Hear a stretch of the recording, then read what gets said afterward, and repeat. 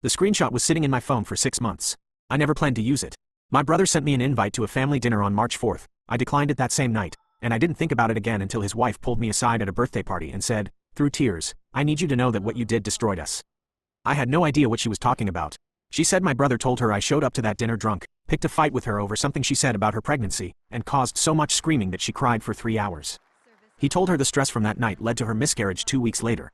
She believed him for 6 months. She had been grieving her loss while also carrying anger at me, and I was completely in the dark. I asked her to give me 1 minute. I pulled up my phone. I showed her the invite thread, timestamp March 3rd, my brother asking if I could come, my reply the same night saying I couldn't, I had a work thing. She read it twice. Then she went quiet in a way that was worse than crying. I did not go find my brother and make a scene. I just waited. She did that herself. I was near the food table when I heard her voice go sharp across the backyard. I didn't catch everything, but I heard her say, "You told me she was there." My brother's response, and I heard this clearly, was, "You were already stressed. I didn't want to make it worse by telling you the real fight we had." So there was a real fight. Just not with me. He tried to walk it back. He said she was misremembering what he told her, that he never actually said I caused the miscarriage, just that the stress from family stuff was a factor. His wife looked at him like she was seeing a stranger. She said, "You told me she screamed at me about my pregnancy."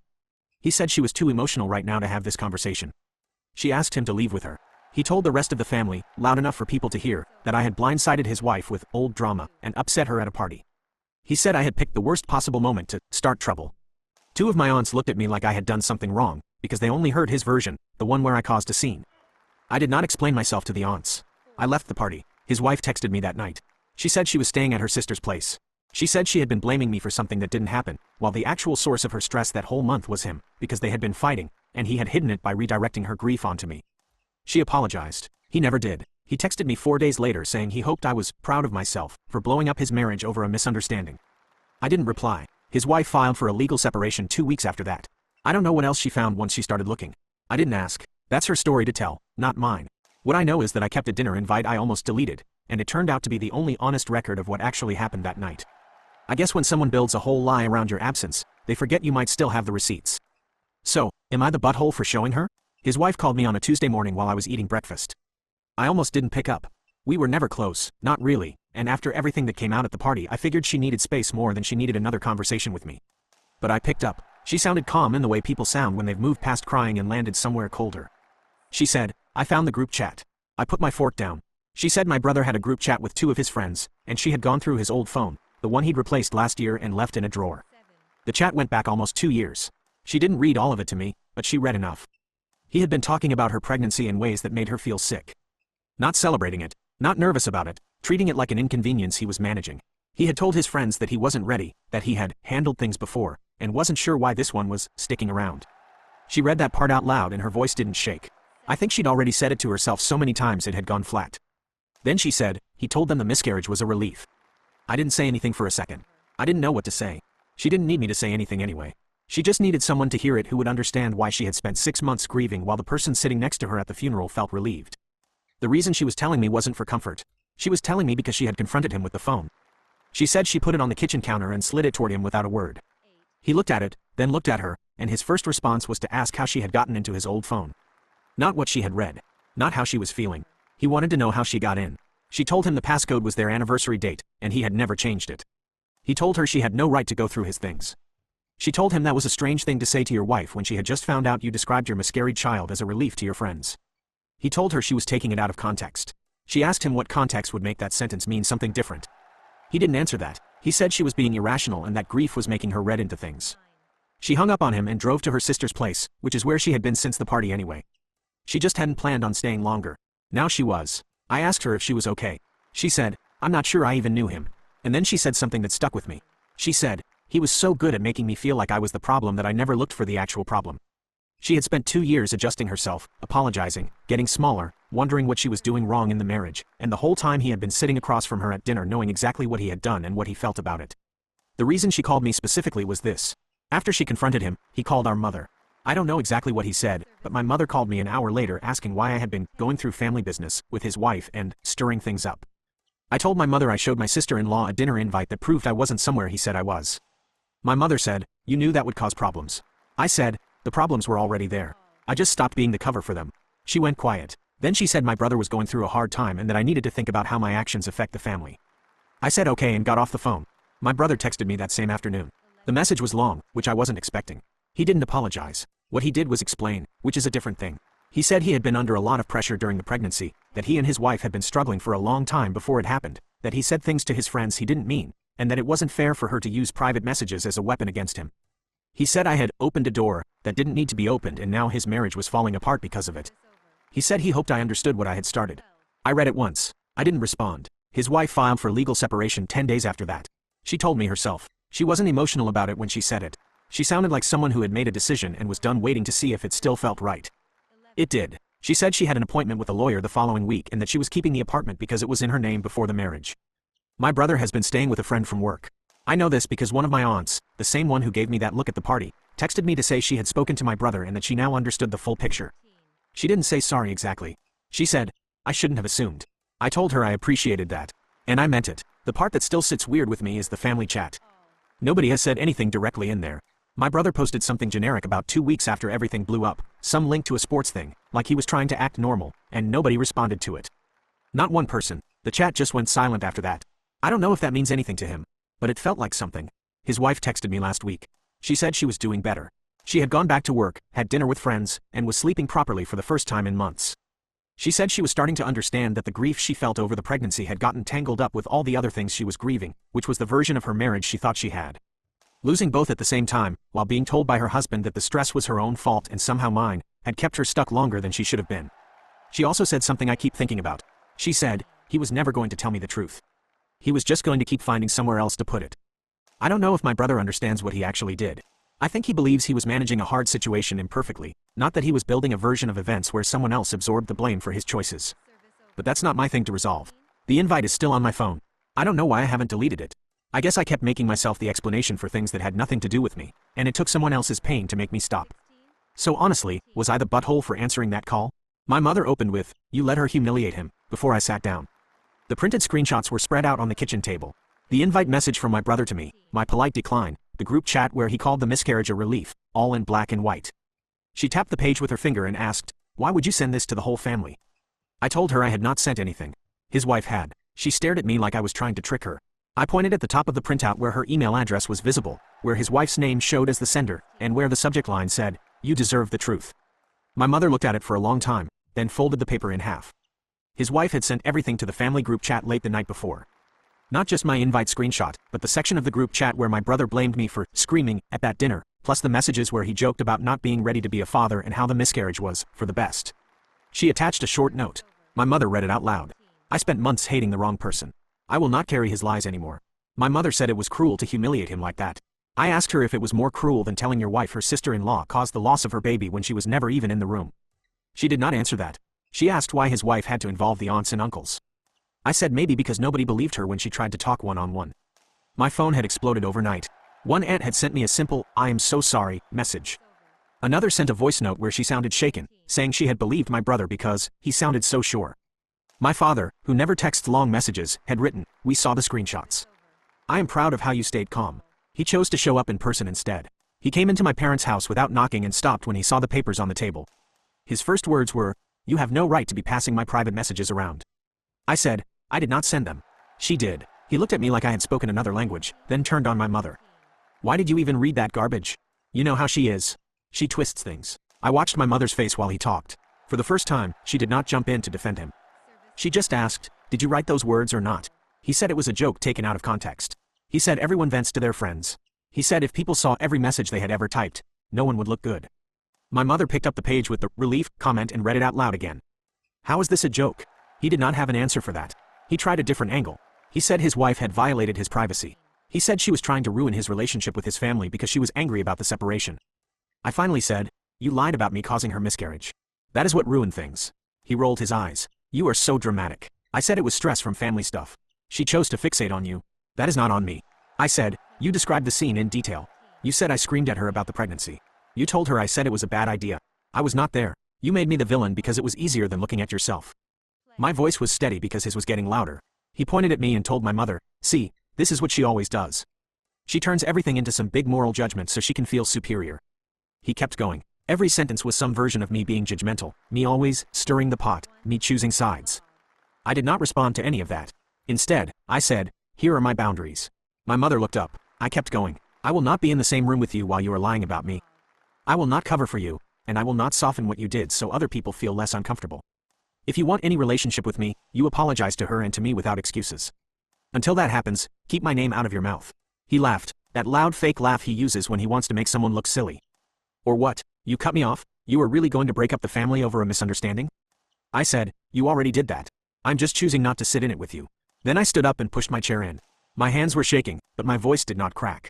I walked out. I heard my mother call my name, but I left anyway. Later that day, his wife sent another message to the group chat.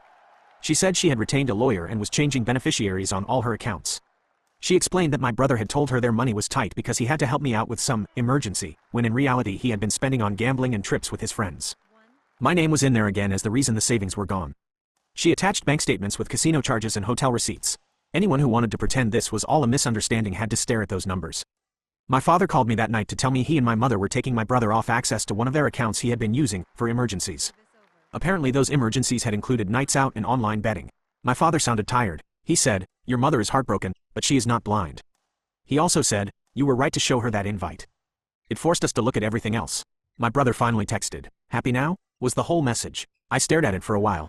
Then I typed back, when you are ready to talk without lying, you can call. Until then, do not contact me. I hit send and blocked him. It felt less dramatic than I thought it would. More like putting something heavy down. From what I have heard through the family, he is still spinning. To some relatives he is the victim of a vindictive wife. To others he admits he messed up, but says everyone is overreacting. The difference now is that there are screenshots, bank statements, and his own words laid out in front of people. It is harder to charm your way out of something when it is printed in 12-point font on your mother's kitchen table. His wife and I are not suddenly best friends. We talk sometimes, mostly about neutral things. Work, TV, her plans to move once everything is finalized. She thanked me again for answering her call that day and for staying calm when it would have been easy to scream. I lost whatever version of my brother I thought I had. He lost his marriage, his home, and the easy loyalty of a family that used to defend him without question. Sitting in my quiet apartment at night, I still catch myself wondering if I went too far, if blocking him was harsh. Then I remember his words on that screen, how easily he traded my relationship with his wife for a convenient story. So honestly, if walking away from that makes me the bad one, I guess I can live with that. My mother stopped calling for a few days after I blocked my brother, so I knew she was furious. The next time my phone lit up with her name, it was a video call. I almost let it go to voicemail, then answered. The first thing I saw was the framed family photo behind her, the one where my brother had his arms slung around my shoulders like we were a team. She did not ask how I was. She went straight into, your brother says you are trying to destroy him. I said, he is doing a good job of that himself. She sighed and rubbed her forehead. She said the family was talking, and that some people thought his wife was going too far with the lawyer and the bank statements, that this should have been handled inside the family, instead of in the group chat. I asked her what exactly inside the family had achieved so far, other than me getting blamed for a miscarriage I had nothing to do with. She told me I was being harsh. I told her I was being specific. Then she said the part that really got me. He is still your brother. Blood is blood. I said, he used that same blood to paint a target on my back when he needed a scapegoat. She flinched at that and changed tactics. She asked if I could unblock him, for her sake, just so he would stop saying things that upset her. She did not repeat those things, but I could guess. He has always known which buttons to push with her. I told her no. Calm voice, single word. No. She stared at me like I had just slapped her. After we hung up, I sat on my couch. Then, because my brain would not stop spinning, I did something I had been avoiding. I googled the way he had twisted everything, the way he made me feel like I was the problem for not quietly eating the blame. I ended up on an article about how some people rewrite events to dodge guilt, and every example sounded like him. I did not send it to anyone. I just left the tab open on my phone. A couple of days later, his wife asked if I could come with her to meet her lawyer. Not to pick sides, she was clear about that, but to confirm basic things if the lawyer had questions.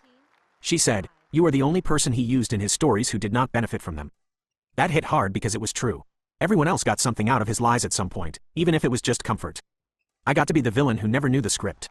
At the lawyer's office, I mostly sat and listened while she went through the timeline. The dinner that never happened for me but happened for them. The months where he said their money was disappearing into my imaginary emergencies. The nights he said he was staying late at work but was actually at the casino. The lawyer asked me to confirm that I had never borrowed money from them, never stayed at their place during those emergency weekends he mentioned. I answered no, over and over, and felt weirdly embarrassed. At one point, the lawyer looked at me and said, you understand that if this goes to court, you may have to testify about what you know. I said I understood. His wife glanced at me and said quietly, I will not ask you to do anything you are not comfortable with. I told her, I am comfortable telling the truth. Word of that meeting got back to my brother somehow. That night, my cousin sent me a screenshot of a message he had blasted into a separate cousin's chat. In it, he wrote that his wife was dragging outsiders into their private issues and that I was eager to jump on the hate train because I had always been jealous of his life. He said I was helping her, take him for everything, and that he would not forget who picked which side. I stared at the screenshots so long my eyes hurt. The part that stuck with me was not even the jealous comment. It was that last line. He was not sad about what he had done. He was keeping score about who dared to stop covering for him. The next family event was our father's birthday. Before everything, the plan had been a big dinner at a restaurant. After the group chat and the bank statements, my parents scaled it down to a small gathering at their house. I was not sure if I should go. Part of me wanted to skip it and avoid the whole mess. Another part of me was tired of being the one who stayed home so everyone else could feel comfortable. I asked my father if my brother would be there. He said, he has been invited. I asked, will she be there? Meaning my sister-in-law? He paused, then said, she asked if it was okay if she came. I told her yes. That decided it. When I walked in, she was already there, sitting at the dining table with my mother, helping arrange plates. My father hugged me, but his hand lingered a second longer than usual. My brother arrived late. No knocking again, just the door opening and his voice in the hallway. The room went quieter. He gave our father a big hug and handed over a bottle of wine. He did not look at his wife. He did not look at me. Dinner was quiet and tense, people talking about safe topics like weather and work. My brother kept steering every conversation back to himself. New project at work, new gym routine, some vague mention of getting back on track. It was like watching someone build a fake version of themselves. At one point, he finally acknowledged his wife, calling down the table, "How is the legal crusade going?" with this little smirk. The whole table froze. She put her fork down and said, very evenly, "It is going fine." He laughed and said, "Glad you found a new hobby." He kept going. He said, "Just remember you are not the only one who can tell a story." Then he turned to an aunt and started to say, "You know, she has been talking to lawyers about going after my parents too, right?" That was a lie. I knew it, his wife knew it, and you could see my father's jaw tighten like he knew it too. Before anyone could redirect, his wife looked at me. Not at my parents, not at the aunts, at me. There was this question in her eyes, like, "Are you going to stay quiet again?" And all I could think was of that old version of me who would have swallowed it to keep the peace. I cleared my throat and said, "That is not true." The whole table went still. I added, "She has been very clear about what she is asking for, and none of it involves them." My brother stared at me like I had just broken some unspoken rule. Then he smiled, slow and nasty, and said, "There she goes again, everybody. Judge, jury, and executioner." Nobody laughed, not even my mother. The night ended without a screaming match, but it felt like lines had been drawn in permanent marker. On the way out, my father walked me to my car. He said, "Things are going to get worse before they get better." I said, "For who?" He did not answer. Driving home, I had this tight feeling in my chest, like watching the water pull back before a wave. Nothing had exploded yet, but it was coming, and I am trying to decide how close I am willing to stand when it finally hits. The wave finally hit on a random Thursday, not at some big event. My father called and said, "Your brother is here. He wants to talk to you." I said, "I told him to stop contacting me." My father went quiet, then said, "He is not calling from his phone." That was my warning. 10 minutes later, my doorbell rang. I saw my father's car through the peephole and my brother standing beside it with his hands in his pockets like a sulky teenager. I opened the door but left the chain on. He started talking before I could say anything. "You win," he said. "Are you happy now? You got what you wanted?" I asked, "What exactly do you think I wanted?" He said his wife had moved forward with the divorce papers, that the separation was turning into something ugly, that his friends were taking a step back because they did not want to be dragged into court. He said our parents were acting weird around him. He threw all of that at me like it was my doing. I reminded him I had not written his messages, had not gambled their savings, had not told anyone I was relieved about a miscarriage. He cut me off and said, yeah, you were never there. I get it." The way he said it made it sound like a technicality, not the root of everything. My father stood a little behind him on the porch, looking exhausted. He said, "Just hear him out." I looked at both of them and realized this was the pattern repeating in real time, just with higher stakes. My brother did something, my father tried to smooth it, my mother cried. I swallowed my anger so the family would settle. I took the chain off but did not invite him in. We stayed in the doorway. He said, "She wants the apartment and half my retirement. She is saying I lied about the money, that I emotionally abused her, that I dragged you into it." You know, I am not that guy. I almost laughed, because I had been reading more about that too, the way some people cling to the image they have of themselves and refuse to look at what they actually did. Instead I said, "What do you want from me?" He said he needed me to clarify to her lawyer that he had just been venting in those chats, that he had never meant for her to think I caused the miscarriage, that I understood he was under a lot of pressure. He wanted me to say, on record, that we were working things out and that I did not feel harmed. There it was. Not an apology. A request to rewrite the story again, this time neatly, with his signature on the bottom. I told him no. I told him, "I'm not going to stand in a room and help you soften what you did. You lied about me. You lied to her. You lied to them. You can sit with that without my help." He stared at me like he genuinely could not understand why I would not throw him a rope. You were really going to watch me lose everything? He asked. You were losing the things you chose to risk, I said. You had a marriage, a home, a family that covered for you.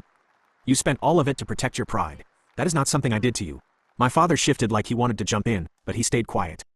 My brother finally dropped the act and snapped. You always thought you were better than me, he said. Enjoy your little moral victory.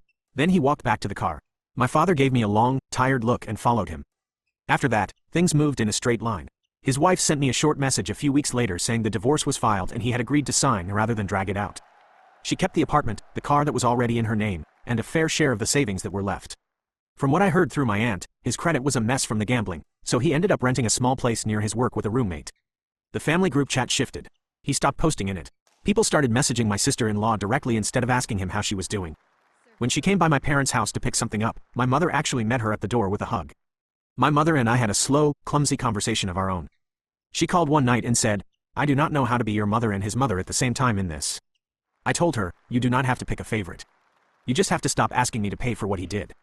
She went quiet, then said, I am trying. That was enough for now. I did not see my brother again in person for months. The only updates came sideways, through relatives. He was still telling some people that his wife had overreacted, and that I had turned everyone against him, but you could hear it in the way they repeated it that fewer and fewer people were buying it. I decided I was done being the silent character in his version, so I stopped correcting every retelling. If someone asked, I answered honestly once. If they tried to argue on his behalf, I changed the subject or ended the conversation. The last loose end was my father's account he used to have access to. One afternoon my father called and said, we closed that card. He knows. His voice sounded lighter than I expected. He said, I wish I had done it sooner. There was no big explosion, no cops, no courtroom drama. Just a lot of quiet administrative endings. His name taken off things, her name left on others. The marriage unwound paper by paper. My relationship with my sister-in-law turned into something strange and calm. We are not best friends, but we send each other photos of random things now. She told me she is in therapy, that she is learning how many times she said, it is fine, when it was not. I told her I'm trying to do the same in my own way. As for my brother, he sent one more message from an unknown number a while ago. It was just, one day you will need your family and they will not be there. I blocked that number too. My parents still see him. That is their line to walk. When I visit, we check first that he will not be there. Sometimes my mother slips and says, your brother misses you, and I say, he knows what he needs to do. She does not argue anymore. The stupid dinner invite is still on my phone. I have scrolled past it 100 times meaning to delete it and never do. It is not there because I need proof for anyone else now. It is there to remind me what happened the first time I did not quietly accept the role he wrote for me. That tiny, no, on a screen unraveled a whole fake story. It cost him his marriage and his safety net. It cost me the brother I thought I had, but I am starting to accept that person never really existed outside of what I wanted to see. What I have now is smaller, but it feels more solid. My parents with their eyes a little more open. A former sister-in-law who knows I did not scream at her about her pregnancy. A life where my name is not being used as the excuse in someone else's mess. I do not feel triumphant. Mostly I feel tired, and quiet in a way that finally feels like mine. But when I look at that invite and remember how certain he was that I would just carry his lie, I am glad I finally chose not to. If that makes me cold or disloyal in some people's eyes, I guess they were never really looking at me in the first place.